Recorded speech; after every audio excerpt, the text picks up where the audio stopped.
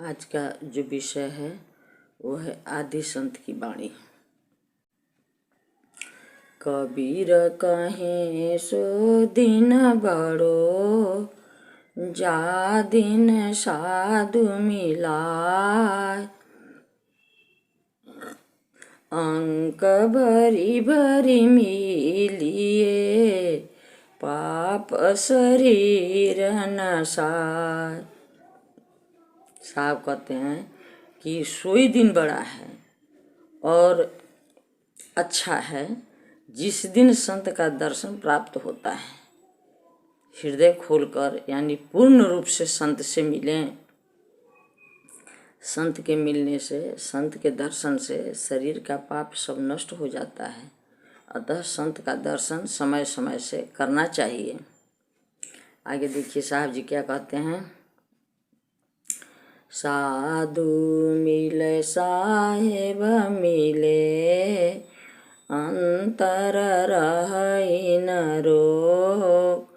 मन सा वाचा कर्मणा, साहेब साधु एक।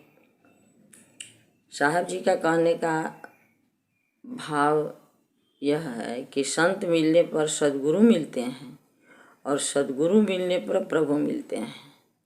इसलिए संत सद्गुरु की सेवा सत्संग सबको करना चाहिए। अज्ञानियों से बचकर रहें। इसके विषय में साहब जी क्या कहते हैं।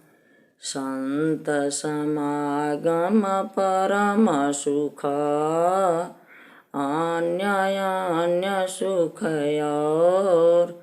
मान सरोवर हंस है, बगुला ठौर के ठौर। इसका अर्थ यह हुआ कि संत के समागम में परम सुख होता है। यह परम सुख है। अन्य संसार का सुख अल्प सुख है, क्योंकि हंस मानसरोवर में रहते हैं। सब जगह पर हंस नहीं होते और न बगुला सब जगह होते हैं।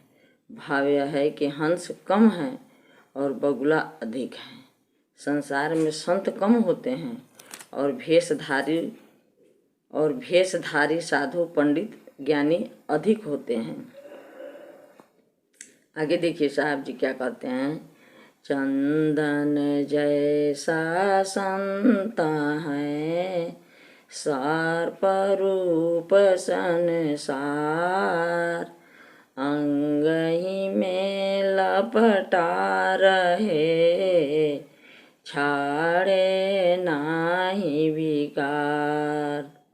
भाव यह है कि चंदन के समान संत होते हैं। संत जो होते हैं वह चंदन के समान होते हैं और यह संसार सर्प के समान है। सर्प चंदन में लपटाया हुआ रहता है पर अपने विष को नहीं छोड़ता। वैसे संत के समीप ही संसारी नीच व्यक्ति रहते हैं पर उनका दोष दुर्गुण नहीं छूटता, क्योंकि उनका हृदय ईश्वर सत्ता के जानने में ऊसर के समान है। ऊसर भूमि में अंकुर उदय नहीं होता। इसके विषय में आगे साहब जी क्या कहते हैं। संत मिले सुख उपजे, दुष्ट मिले दुख हो। सेवा कीजिए संत की, जन्म कृतार्थ सो। सद्गुरु कबीर साहब कहते हैं कि संत के मिलने से सुख उत्पन्न होता है और दुष्ट के मिलने से दुख ही दुख होता है। अतः सभी संतों की सेवा सत्संग करें।